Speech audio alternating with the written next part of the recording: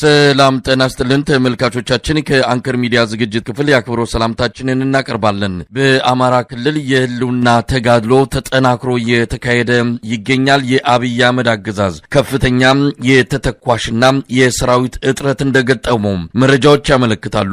በአማራ ክልል ያለውን ጦርነት ለመቀጠል የሚያስችል ቁመና እንደሌለውም ነው በተለያዩ የመከላከያ ምንጮች የሚወጡ መረጃዎች የሚያሳዩት። በአማራ ክልል በአራቱም ቀጠናዎች የሚካሄደው የህልውና ተጋድሎ በዚህ ሰሞንም እንደዚሁ በርካታ ኪሳራዎችን በአገዛዙ ላይ በማድረስ መካሄዱን ቀጥሏል። በሰሜን ሸዋ ሁለቱ የአማራ ፋኖ መዋቅሮች በጋራ ባደረጉት ወታደራዊ ጥቃት ከፍተኛ ኪሳራ በአገዛዙ ላይ እንዳደረሱ እንደዚሁ የወጣ መረጃ ያሳያል። በአማራ ክልል እየተካሄዱ ያሉትን ወቅታዊ የህልውና ተጋድሎችና ሌሎች ጉዳዮችን በማንሳት ከዘውትር ተሳታፊያችን ጋር ቆይታ አደርጋለሁ። በጣም ነው አመሰግን። እንግዲህ ሰሞኑን በህዝባዊ ቢተኝነት መረጃዎች ላይ ሰፊ ትኩረት በመስጠታችን በአማራ ክልል እየተካሄዱ ያሉትን የህልውና ተጋድሎ እንቅስቃሴዎችን በመጠኑ የዘነጋናቸው ይመስላል። ለማንኛውም በርካታ ክስተቶች ነው እየተስተናገዱ ያሉት። እስቲ ጎላ ጎላ ብለው የሚጠቀሱ ወታደራዊ እንቅስቃሴዎች ምን ናቸው? መልካም መሳይ አመሰግናለሁ። በአማራ ክልል ላይ እየተደረጉ ያሉ ውጊያዎች አሁንም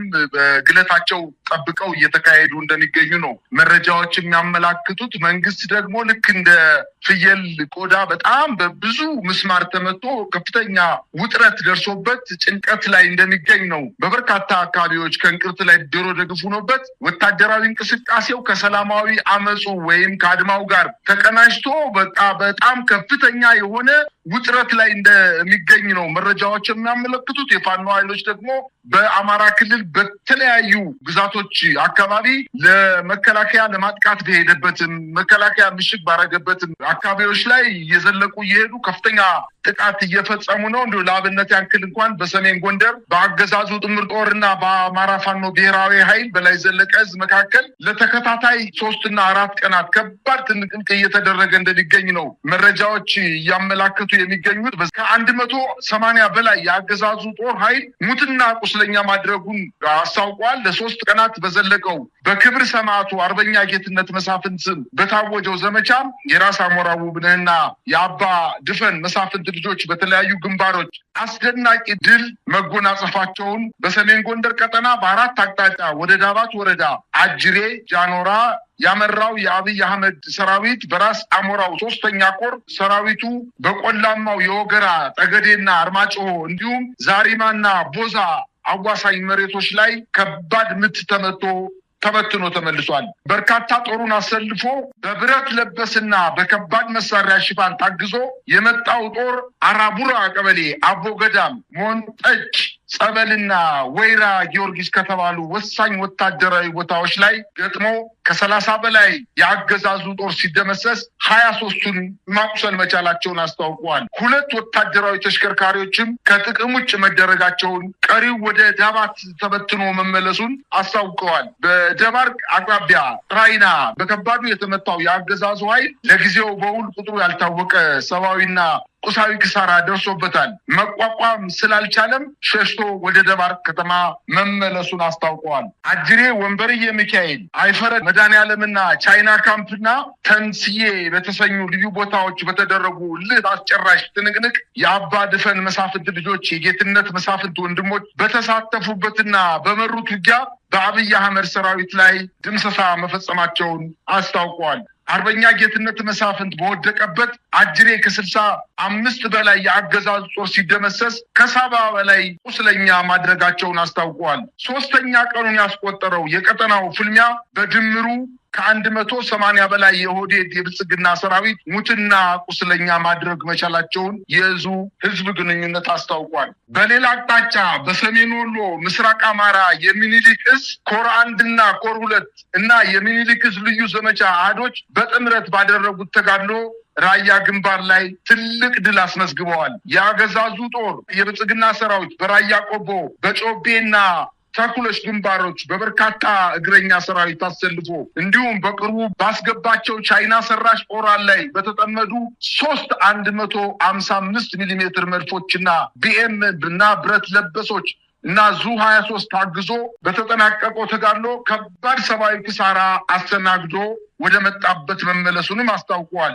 በተጋድሎው የምስራቅ አማራ ኮር አንድ አሃዶች ሐውጃኖ ክፍለ ጦር፣ አሳምነው ክፍለ ጦር 2ኛና 5ኛ ሻለቆችና ከኮሩ 2 ዲቢና ወርቄ እንዲሁም የእዙ ልዩ ዘመቻ በጥምረት ባደረጉት ብርቱ ትንቅንቅ በአገዛዙ ጦር ላይ ከባድ ሰብአዊ ኪሳራ በማድረስና ቀጠናውን በማስከበር ትልቅ ተጋድሎ መፈጸማቸውንም አስታውቀዋል። በተጋድሎው ከባድ ሽንፈት የገጠመው የአገዛዙ ሰራዊት የገጠር መንደሮችን፣ ታዳጊ ከተሞች ላይ ከባድ መሳሪያ በማስወንጨፍ በሰው ሕይወትና በንብረት ላይ ጉዳት ማድረሳቸውን አስታውቀዋል። በሌላ ዜና በሰሜን ወሎ አይና ቡግና ወረዳ በተደረገው ከፍተኛ ውጊያ የእግረኛ ሰራዊት ከፍተኛ ጉዳት የደረሰበት የአገዛዙ ጦር በበርካታ ቦታዎች የድሮን ጥቃት መፈጸሙን ታውቋል። ከዚህ በፊት በዘመቻ አባናደው ቆስሎ የተማረከውን የ12ኛ ክፍለ ጦር ምክትል አዛዥ ኮሎኔል ዘሪሁን ማሙዬን ጨምሮ 3 አብረውት የነበሩ ቁስለኞች ሕክምና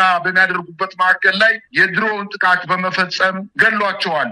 አንተ እንዳልከውም 40 ሚሊዮን ተተኳሽ 100 ሺህ ተዋጊ እጥረት ደርሶብኛል በማለት ከሰሞኑ የመከላከያ ከፍተኛ መኮንኖች ከፖለቲካ አመራሮች ጋር በመሆን የሰራዊት ቁጥርና የተተኳሽ እጥረት ከፍተኛ ደረጃ ላይ በመድረሱ ወደ ተለያዩ አካባቢዎች ጥቃት ለመሰንዘር እንዳልቻሉና በኤርትራ አካባቢ አሰብን ለማስመለስ ብለው ከፍተኛ ዛቻና ማስፈራራት ሲፈጽሙ የነበሩት አሁን ረገብ ብለው አስታርቁኝ ወደ ማለት እንደገቡና ይሄ ነገር ከዛቻ ያለፈ እንዳልሆነ ተመላክቷል። በአጠቃላይ እንግዲህ የት ይደርሳል የተባለች ጥጃ ልኳንዳ ቤት ተገኘች እንደሚባለው አገዛዙ እኛ እየተዘጋጀን ያለነው ለከፍተኛ ወታደራዊ ግዳጅ ነው እያለ ሲዝት የነበረው በአማራ ክልል 11 ክፍለ ጦሮችን አሰማርቶ ከፍተኛ ኪሳራ ደርሶበት አሁን በወታደራዊ ግምገማቸውም 40 ሚሊዮን ተተኳሽና 100 ሺህ ተዋጊ ኃይል ስላነሰን የትም ቦታ ሄደን ተንቀሳቅሰን ማጥቃት እንደማንችል በማለት ግምገማቸውን እንዳጠናቀቁ ተመላክቷል። ይህ በእንዲህ እንዳለ ዛሬም እንደተለመደው የሸዋ ፋኖች በሸዋሮቢት ከተማ ከተማው ላይ ዘልቀው በመግባት ታላቅ ጀብዶ መፈጸማቸውን ለማወቅ ተችሏል። የአማራ ፋኖ ህዝባዊ ድርጅት ሸዋ ጠቅላይ ግዛት ቀበሌ 6 ቆቦ ድልድይ ከተባለ ቦታ ላይ በወታደራዊ ካምፕ ጥበቃ ላይ በነበሩ የአገዛዙ ጦር አባላት ላይ 6ቱን በመግደል 5ቱን በማቁሰል በካምፑ ላይ ከፍተኛ የሆነ ድል መጎናጸፋቸውን ለማወቅ ተችሏል። በሸዋ አካባቢ እየተንቀሳቀሰ የሚገኘው የአየር ወለድ ኮማንዶ የ101ኛ፣ 102ኛ፣ 103ኛ እና 104ኛ ክፍለ ጦሮች በሸዋ አካባቢ በፋኖ ኃይሎች ከፍተኛ ምት እየደረሰበት ሲሆን በተለይ በተለያዩ የሰሜን ሸዋ ወረዳዎች ላይ ራሱን መሽጎ የሚገኘው የአገዛዙ ጦር በአማራ ፋኖ ህዝባዊ ድርጅትና በአማራ ፋኖ ብሔራዊ ኃይል የጋራ ቅንጅት ከፍተኛ ኪሳራ እየደረሰበትና አንዳንዴ ስቦ በማስከዳት አንዳንዴ ስቦ በመምታት በመልሶ ማጥቃትና በሙሉ ማጥቃት ከፍተኛ ጉዳት እንዳደረሱበትም ተመላክቷል። እንግዲህ በአማራ ክልል የሚካሄደው የህልውና ተጋድሎ አሁን በጠቀስካቸውና በሌሎችም በአካባቢዎች በተደረጉ ውጊያዎች መቀጠላቸው ነው። የሰሜን ሸዋው 2ቱ የአማራ ፋኖ መዋቅሮች በጋራ ያደረጉት ወታደራዊ ጥቃት ምናልባትም ወደ አንድነት ለማምራት የጀመሩትን ጉዞ የሚያጠናክር ነው። ያለቀለት የእርቅና ወደ አንድነት የመምጣት ጉዟቸው እንደዚህ ወደ መጨረሻው ምዕራፍ መጠጋቱን መረጃዎች ያሳያሉ። ቀደም ሲል ያነሳው ነገር አለ። በአማራ ክልል አገዛዙ ወታደራዊ ጥቃት ለመሰንዘር የሚያስችል ቁመና ላይ አይደለም ያለው። ዛሬ በሰሜን ሸዋ ፋኖቹ ድል አደረግን ባሉበት አካባቢ እኔም ድል አድርጌያለሁ ብሎ መግለጫ አውጥቷል። በፎቶም በማስረጃም በተለያዩ ማሳመኛ መንገዶች በማስረጃዎች የሚደገፍ አይደለም። እንደዚሁ ደረቅ የድል ዜና ነው ለደጋፊዎቹ ያስተላለፈ የሚገኘው። በአማራ ክልል ጦርነቱን ለመቀጠልም ላለመቀጠልም አብይ አህመድ ወታደራዊ ጄኔራሎች ከወዲሁ እየመከሩበት ያለ ሲሆን በተለይም ከፍተኛ የሆነ የተተኳሽ እጥረትና የወታደር የሰራዊት እጥረት እንደገጠማቸው እየተገለጸ ባለበት ሰዓት እንግዲህ የአማራ ፋኖች ጥቃት መጠናከሩ በአማራ ክልል የአብይ አህመድ ሰራዊት ቆይታ በጣም አጭር ሊሆን እንደሚችል ነው ከግምት በላይ መናገር የሚቻለው።